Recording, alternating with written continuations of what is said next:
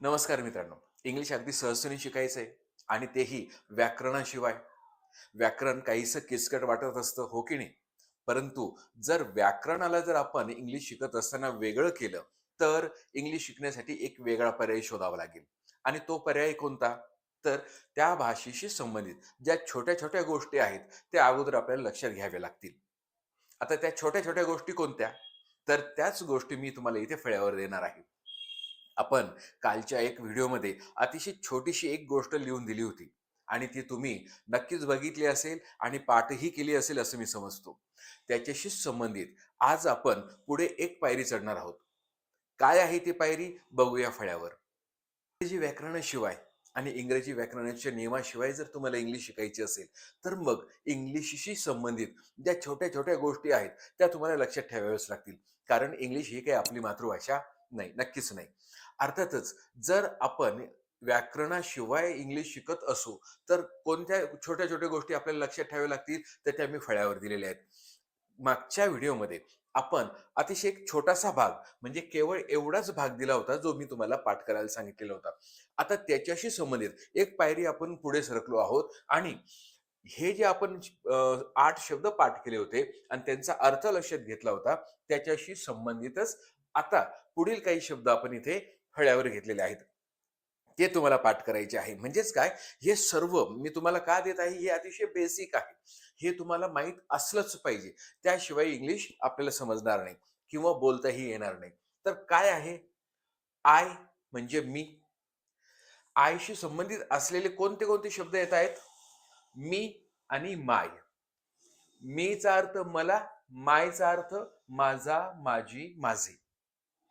आपण वी पाठ केलं होतं, त्याचा अर्थ आम्ही. वीशी संबंधित असलेले शब्द कोणते? अस आणि अवर.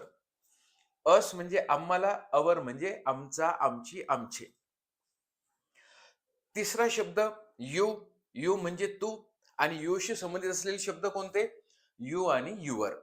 म्हणजे ह्या यूचा अर्थ तू, ह्या यूचा अर्थ तुला आणि युवरचा अर्थ तुझा, तुझी, तुझे. चौथा शब्द पुन्हा यू. त्याचा अर्थ तुम्ही असा आपण पाठ केला होता. आता त्याच्याशी संबंधित पुन्हा एकदा यू आणि युवर.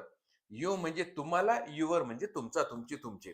आपण इथे 2 वेळेस यू लिहून घेतलेले आहेत.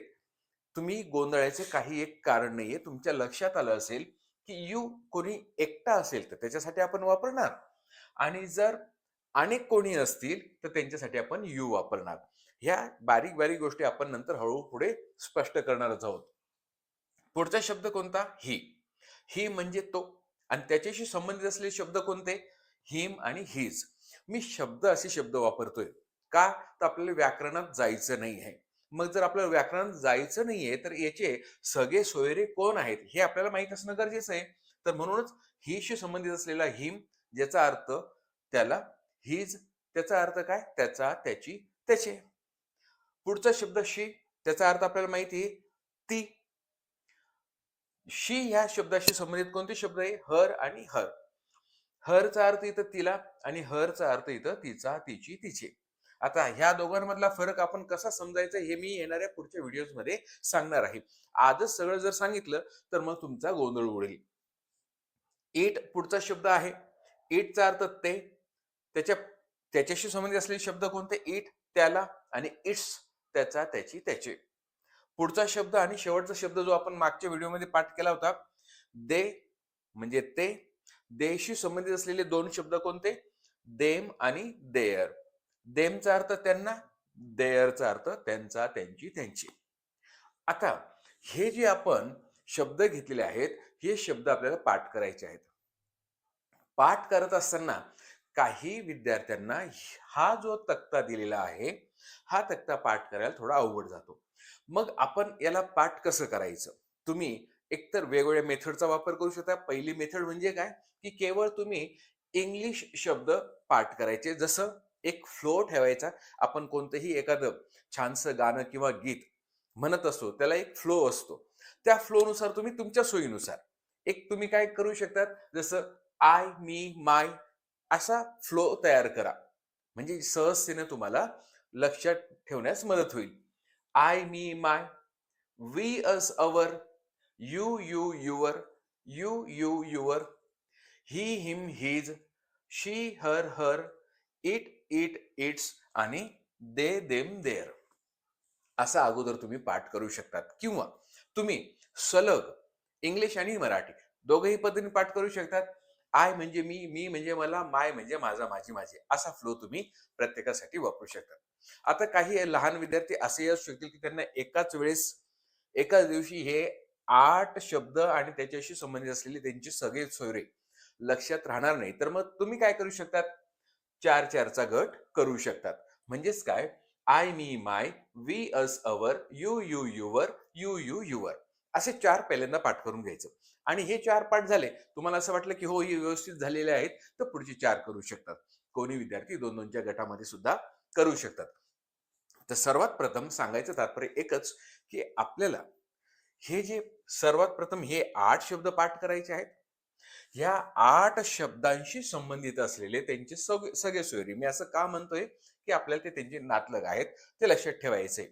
यांना काय म्हणतात ग्रामरच्या भाषेत हे मी तुम्हाला आता सांगणार नाही. जर सांगितलं तर तुम्ही ते ग्रामरकडे वळाल आणि म्हणूनच मग ग्रामर थोडंसं किचकट वाटेल.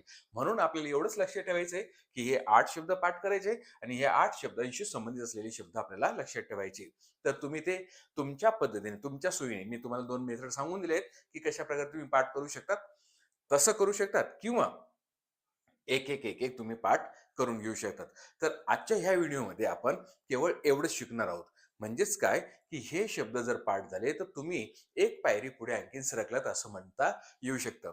व्हिडिओ आवडला असेल तर नक्कीच लाईक करा, शेअर करा आणि हो, तुम्ही जर YouTubeवर बघत असाल तर चॅनलला सबस्क्राईब करा आणि Facebookवर जर बघत असाल तर अर्थातच पेजला फॉलो करा. नमस्कार.